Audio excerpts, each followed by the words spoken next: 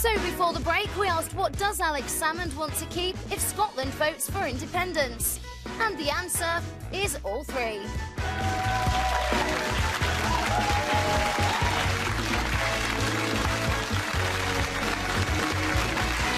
Yeah, the Doctor Who thing is just really a funny way of saying he wants to keep the BBC as well. Anyway, welcome back to The Right Stuff, live on Channel 5 with Katie Hopkins, Jeremy Edwards and Ronnie Ancona. We'll have the rest of the headlines for you from today's newspapers very shortly. But first, as Alex Salmond unveiled his blueprint for an independent Scotland, we want to know what you think. 0207 173 5555. Get on the line and tell us what you make of it. The 670-page document outlined how Scotland would look. No tax rises, a new army, a higher state pension, and he's even named a date for Independence Day, should Scots vote yes next September, the 24th of March 2016. And despite that possibility being remote just a few years ago, the polls are tightening. The latest from the Sunday Times showed the no vote leading by just 9%, down into single figures now, with 15% of Scots still undecided. So it's anyone's for the taking. What's interesting here, though, is a poll that was done recently in England, and it showed that 1 in 3 English people are very happy to see Scotland cut away, right? Which is a greater proportion than the 1 in 5 Scots who are in favour.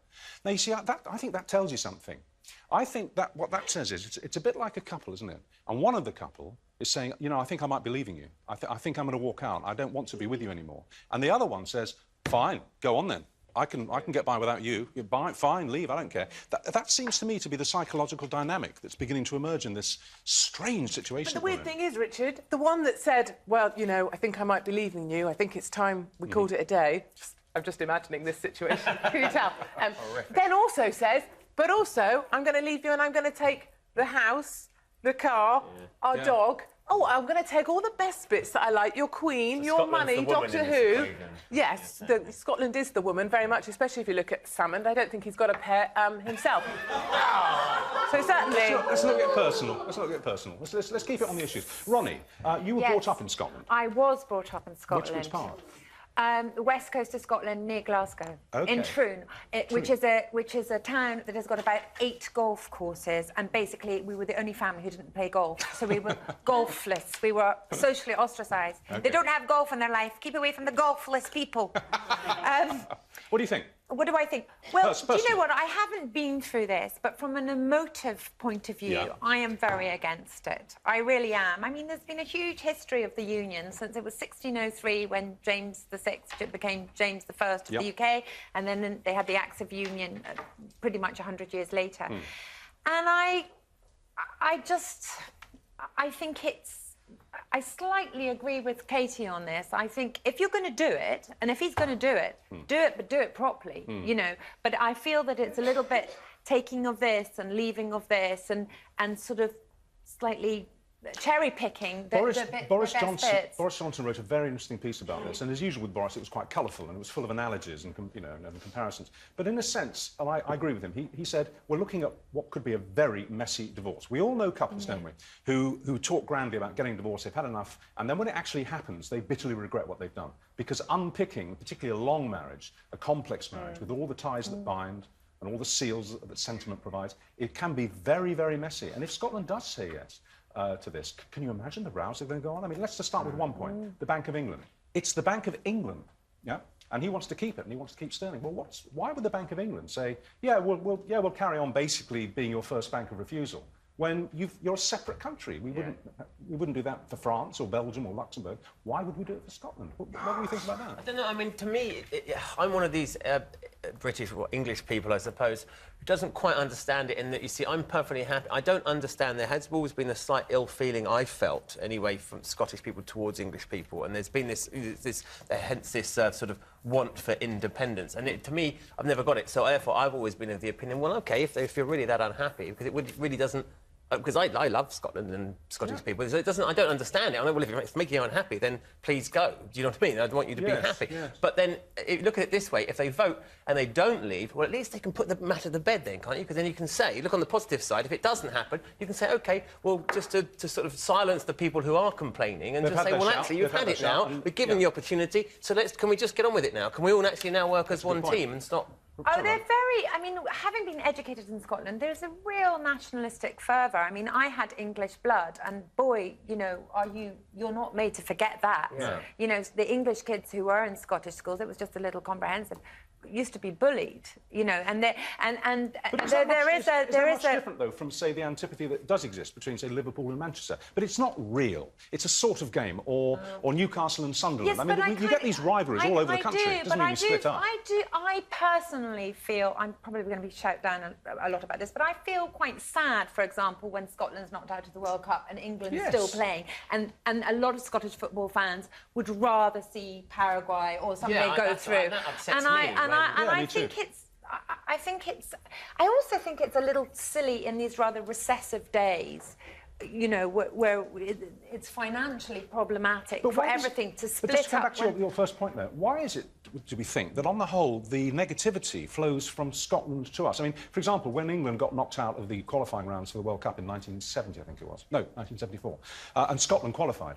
And for the first time, I became aware of a Scottish player called Archie Gemmell, and he became my hero. And I really wanted Scotland to do well. And Andy Murray, and I really want him to win Wimbledon. And yet, I know he's backed away from it now, but he did say that he couldn't possibly support an English team. Why is it... Highland clearances. Why does it flow that way? The Highland clearances. Yeah, but that was hundreds of years ago. Well, there's been a lot of... I think there was a lot of oppression towards... I mean, and it sits heavy with, you know, there was a lot of, if you look that's why I reiterate my point, that this is why, if there is that ill feeling, this is why I think it's important to say, OK, we'll give you the decision, make the decision, but if you don't go that, if you want to go be independent, but if you don't, then can we please just put Katie, you made a very good point when earlier on, when you said you can't cherry-pick. If you're going to be independent and if you're going to be a foreign country, then you have to let all those... So what about the BBC? I mean, would we have to call it the EWNI, the English, Welsh and Northern Ireland Corporation?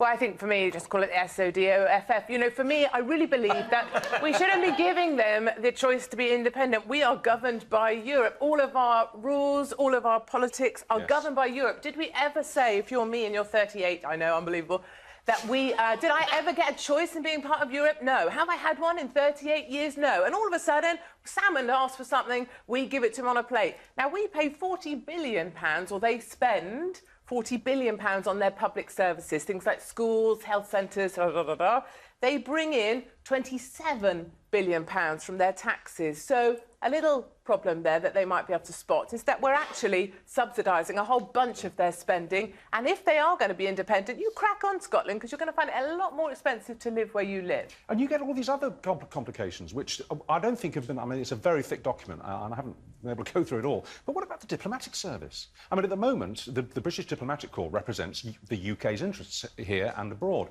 If Scotland becomes a foreign country, what's going to happen? I mean, they can't expect us to represent them in the diplomatic area. Are they going to open their own embassies around the world? Drives me crazy. Build a diplomatic service I in think Edinburgh? actually there is a good point, actually, that the independence of Scotland these days means a lot different than it would, say, 34 years ago, because Europe has such a power over us. Do you know what I mean? Yes. We're under an umbrella anyway, and so... Given the point, that we'll have to move this on in a second, we'll take some calls after the break, but the point you made about the subsidy that we do give and have for centuries given Scotland, you know, we help them financially. What have we done wrong? What about our royal, Richard, just saying? What about what? It's such a great... No, it's really important, because that's exactly the line they'll come back with every time, is what about the oil? Well, that would have to be negotiated and some kind of fair settlement, but what have we done wrong? I mean, as you say, we give them our money. Our English taxpayers' money goes north of the border. Can I just say something in support of the Scots, though? Yes. I love the Scots, don't get me wrong. When I was growing up, you know, there used to be, you know, the cold winters there were phenomenal, and you'd have these sort of very cold Scottish pensioners having terrible problems with their fuel problems and their fuel bills and everything, and it was pretty much ignored. When they had a big freeze down south, suddenly there's a big thing about English pensioners being in problem. The Scots have been having that for years. I just want to put the alternative side to this. No, that's perfectly okay. And they we are felt London-centric, no doubt about it. They felt very disenfranchised. in Scotland, and if it was an English problem, suddenly it sort of drew attention. OK, well, look, we're going to carry this on after the break. I mean, I have to say, I was based in Carlisle for 4 years at Radio Carlisle, as you heard earlier. And then Border Television, and being Border Television, it covered the Scottish borders. I loved my storytelling in Scotland. I loved the Scottish people there, I loved the people in the borders, and I never felt a foreigner there. I never felt like I was an outsider and I was there on their tolerance. I just felt it was another part of my country, you know? But it's clear that there is a proportion of people in Scotland who don't think that way. Will they be the majority in 10 months' time? That's what the panel thinks. After the break, it's your turn. Your thoughts on Scottish independence. What would it mean? Whether you're a Scottish person or not, it would be lovely to hear from you. 0207 173 5555. Your calls on the other side of the break. According to the Scottish Sunday Express, how many voters would leave Scotland if it became independent? 6,400, 64,000 or 640,000? Find out after the ads.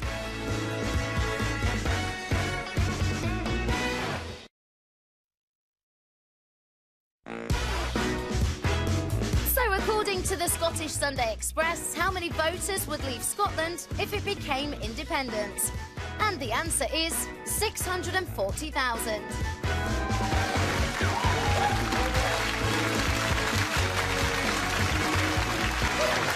Wow, I think that would qualify as a migration. Yeah, apparently 640,000 Scottish voters say that they would come south if the country votes for independence. That's 2/3 Incredible. 16% of the electorate. Anyway, welcome back to Wednesday's show with Katie Hopkins, Jeremy Edwards and Ronnie Ancona, who will have the rest of the headlines from the papers for you next, including calls for an army of good Samaritans. Keep an eye on the elderly this winter. And Prince William is crowned King of Karaoke. We have got a great clip of him, a wonderful clip of Prince William, with Bon Jovi and Taylor Swift. Wonderful. But first, these thoughts on Scottish independence now that Alex Salmond has published the roadmap for a split from the UK. 0207 173 5555 is the number if you've got an opinion on that, and you have. OK, before the break, Katie said, fine, go, but don't cherry-pick, don't keep the good bits. Jeremy, you said, well, in fact, during the break, you said, well, at least if they do split away, we don't have to put the clocks back anymore in the autumn. Because we do that for Scotland. I know we do. We do that for Scotland. Yeah, no, it's a big wrench. You know, and I suppose the extreme north of England, but, you know, it's a pain in the neck down here. But we do it. We go along with it. And, Ronnie, you just said, basically, a divorce between Scotland and England would make you very sad. Well, I've just changed my mind in the break, and I've decided that I've decided, yes. Not that I'm fickle, that I've decided that I think we should have King Richard of Madeley. My armies are gathering. My armies are gathering in the north as we speak. Obviously, we need a coup, and I think we should separate it not just from Scotland to England, but into various English regions, and you could be the King of Carlisle. King of Carlisle. But you'd have to have your RP back. Yes, I would. I'd talk like that. Richard IV. All right, Kirsty. We've had millions of calls on this. We're going to start with Kirsty on line 2. Another Kirsty. Good morning, Kirsty. Good morning. Where are you calling from, Kirsty? I'm calling from Inverness, Scotland. OK, know it well. Love it. What do you want to say about this? I think it's a really exciting prospect that at last we're getting the chance to vote, because it's been talked about for such a long time. And how would you vote? I've always thought that I would vote yes for Scottish independence. I didn't need to see any details from the white paper. It's what I believe is right for the country. And have you always thought that? Yes, for most of my adult life, since Alex Salmond has been kind of harping on about it, I've always believed that it would be a good idea. And can I ask you to be really honest, to be really straight, are you a bit or a lot anti-English? Do you not like us very much? No, absolutely not, no. The street that I live in, actually, there's a lot of English people stay here. I went to school with English people. I haven't spent much time in England, but I absolutely do not have a problem with England or English people. That's nothing to do with it. What I think is it wasn't very democratic in the last election that Conservatives run our country when we didn't, in fact, vote them in. That's one of the problems I have with politics. OK. What about one of the main points that's come out, not just in this discussion, but in many discussions, is that currently, and this would stop if your vote was in the majority, currently we send millions of pounds north of the border to subsidise life in Scotland. That would stop. Does that not bother you? I understand what you're saying, but I also think that in politics you can spin numbers in any way that you want, depending on who's telling us. Yep. And I think that with revenue from oil, and then maybe we could start off industry again that's really been closed down since I've been an adult. OK. We don't have industry, whether it's Scotland, England. Basically, Britain has closed down a lot of its industries, and I think that there would be a chance there for us to develop these things. All right, last question, then I'm going to take some more calls. What would be, to you, the most important thing about becoming independent? What is the bottom line for you? Well, it's just everything, really, that we can make decisions that are good for Scotland. I believe a lot of the decisions... I know we have a devolved parliament, but I believe that a lot of the decisions are beneficial, maybe not just to England, but London. And Scotland has very different needs, and I think that they need to be looked at and taken into consideration more, which they're not at the moment. All right, Kirsty, you make your points very eloquently, but you're shaking your head, Katie. Yeah, I just find it, you know, they've got a devolved parliament already, for goodness sake. The white paper that's been laid out that people are buying into is just a long list of free childcare, 30 hours for free childcare. We're going to cut corporation tax, we're going to scrap the bedroom tax. Just a long list of wishes that aren't going to happen because they can't afford them. And the other point is, we're going to take another call now, that most of the proposals in the white paper they could do now with the Scottish Assembly. They don't need independence to do it. Kirsty. We have Leanne on line 3. Leanne. Yes. Hello, Leanne. Hi, Richard. Good morning. Where are you calling from? I'm calling from Glasgow. From Glasgow. All right. What's your take on this? I was heavily brought up for Scotland to be independent, SNP by both parents, but personally, my family would probably kill me, but I think no. Why? Too many variables. They're wanting to keep the pound, they're wanting to keep all the good bits that make, I think I'm proud to be British, and they want to be separate. I don't understand why they need to be separate when we've got so much good things going on in Scotland as it is. Yes. I mean, we started off with the free, prescriptions, and I mean, is that going to continue if we were to become independent? Do you consider yourself Scottish first and British second, or British first and Scottish second? I would still consider myself Scottish first, simply because that's where I was born. Okay. But I would say, if somebody said where you're from, you'd obviously say, well, I'm from Scotland, but I am British. Right. When you're typing forms like my child's nursery form, you put on it, what are they? You put British.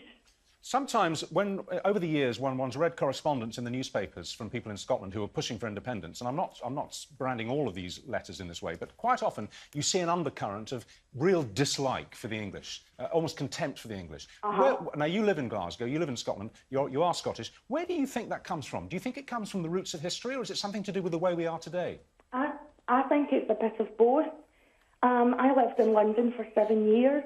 Yeah. And the remarks I got from my English work colleagues were shocking. I think if I had been from a different ethnic minority, I would have got them done for being racist. Right. Right. Very interesting. Leanne, I'll have to call it there, Leanne. Thank you. Kirsty, one more. We'll take Adrian on line 1. Adrian, again, where are you calling from, please? I'm in Carmarthenshire, in Wales, and I would move to Scotland in a heartbeat if they get full devolution, and I will do that because Salmond is actually following in an ancestor of mine's footsteps, Lord Douglas, who actually ran Scotland for King James for some time and then lost everything. He put everything on the line and then lost it because he refused to put up the taxes. Now, the fact is, I've actually provided them with a set of welfare benefit and pension reforms, which they are and have been considering. And those basically allow people to get much better welfare and pensions, independent of the taxpayer. And it basically means that everyone in Scotland will be much, much, much better financially off if Scotland get their full devolution, because we can't have that the way that things are. Yes, Adrian, that's true based on what's being proposed and what's being promised, but it has to be paid for, and that was almost every side yesterday. Almost every side yesterday said, yeah, but where's the beef? Hang on, how is this going to be financed? I mean, anybody can promise tax cuts, higher pensions, better childcare. We can say anything like that, but we have to do the math. We have to show the working, and that wasn't there. But anyway, maybe they'll come out with that in a few months' time. I think we shouldn't Very quickly. forget that Europe's in a lot of trouble at the moment. And Scotland, if it gets independent, would be highly reliant on Europe. All right. We're in a lot of trouble. We have to kill the discussion there now. After the break, it's Ronnie kicking us off with the paper's review. I'm sure there'll be something about independence in that. Also, calls to stop patients smoking outside hospitals and staff to stop smoking outside hospitals. And the gravedigger who lost his job just for smiling in a photograph. It's a really awful story. No, it's a really bad story, this. All that and more in a couple of minutes. According